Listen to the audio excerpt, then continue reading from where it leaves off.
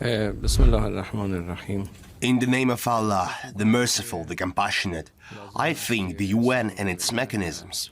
I will reiterate that the UN and its mechanisms need to be revised so that it can fulfill its role of enhancing peace, security and justice. And if the UN, the Security Council and the various UN branches are not revised, then I think that with the new centers of power that have emerged in the world, with the global coalitions and the developing countries, the role of the UN will diminish day by day, and it will certainly not be able to fulfill its role as before.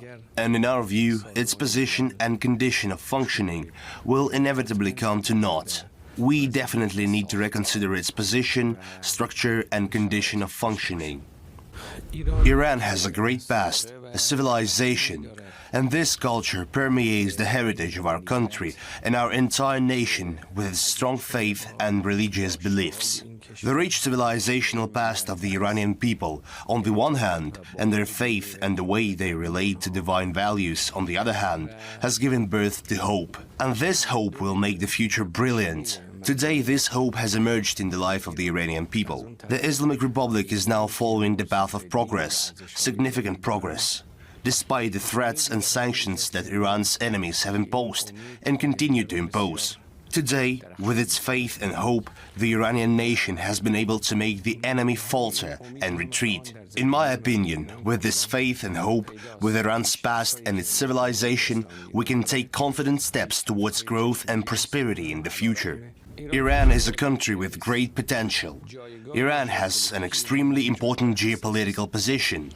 First, relations with the Persian Gulf and the Gulf of Oman. On the other hand, relations with Central Asia and Central Asian countries. The presence of many neighboring countries gives Iran certain opportunities.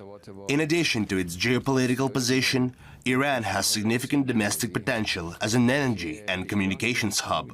Iran as a junction can interconnect the East and the West, the North and the South.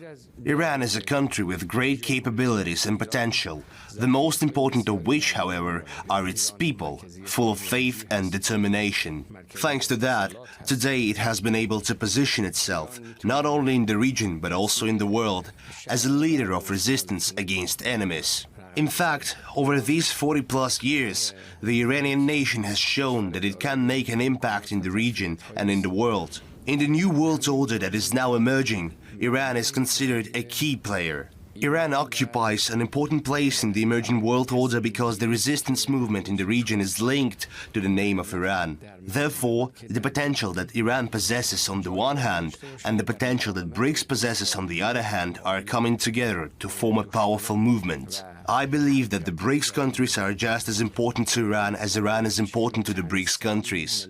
This group is being formed to play a role in various fields, both regionally and internationally, especially in the field of trade and economy.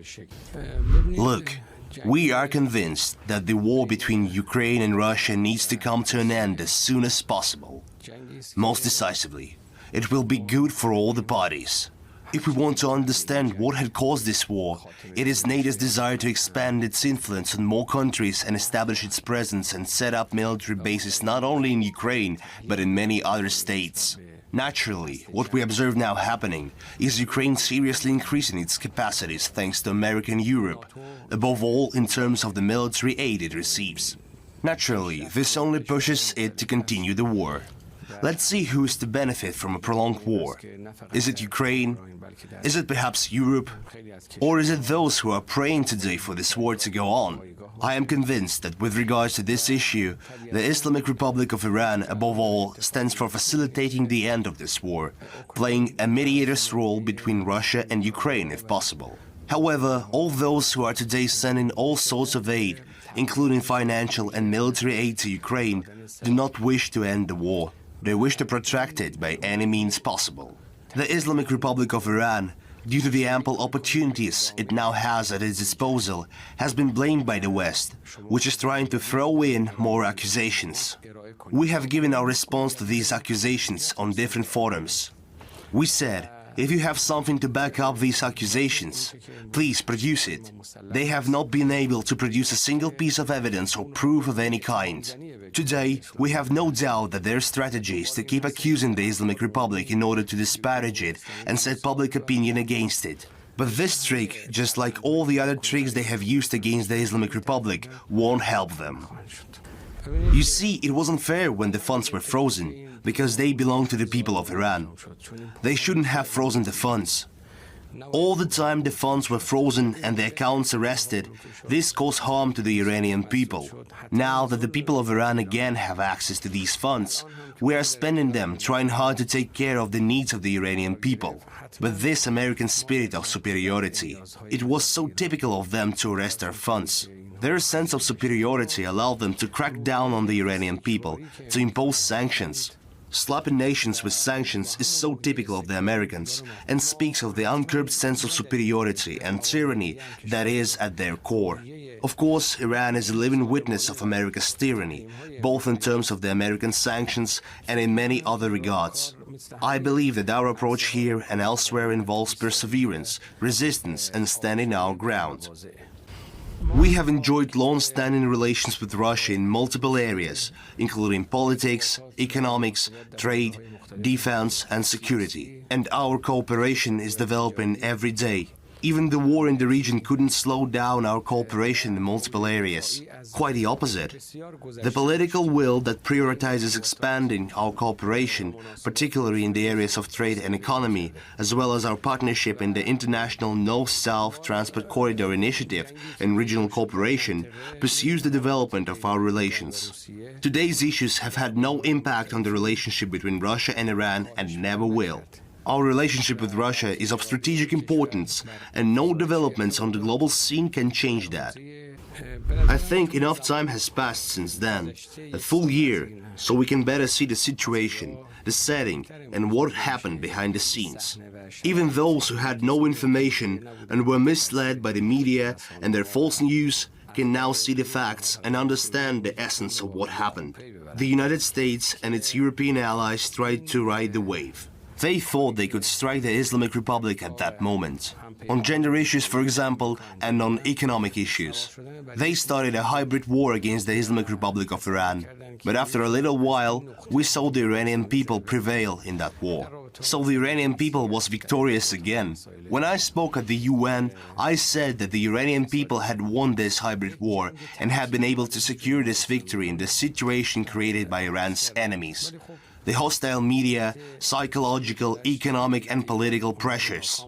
As you can see for yourself today, all the opponents, all the enemies of Iran, although they made an attempt to bring back at least the memory of the events of a year ago, they did not succeed. They failed completely. And the people who had any doubts that the enemies of Iran were behind this, the enemies who sought to put the Iranian Republic through hardship, can now see clearly that the Islamic Republic of Iran is not a weak sapling, but a strong tree that will not bow under these blows. The roots of the Islamic Republic are very deep. They did not begin yesterday. Over the years, we have become accustomed to hearing what the United States, some other Western countries and detractors have to say to the Islamic Republic. Each time, they give us 6 months. Since the victory of the Islamic Revolution, every year they say that in 6 months, the situation in the Islamic Republic will change. I suppose it has now been about 80 times 6 months since they started saying that. It has been demonstrated to them that the Islamic Republic is a powerful state, a state that is now stronger than ever. In the meetings I had with some of the media and political pundits during my 2 days in New York, they admitted that it has been proven to everyone that the Islamic Republic, in the words of yours truly, will not bow. And this time, just like previous times, they failed.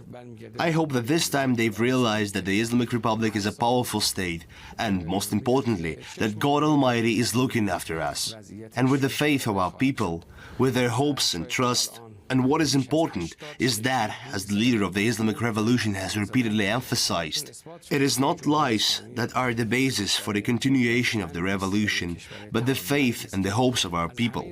Indeed, the revolution continues because of the faith and hopes of the people, which I have shared with you and all the esteemed viewers today. And a nation that is beloved and faithful is indeed a religious nation, and a nation that has hope. And a nation that is beloved and faithful is indeed a religious nation, and a nation that has hope. There is hope for the future, and a very bright future.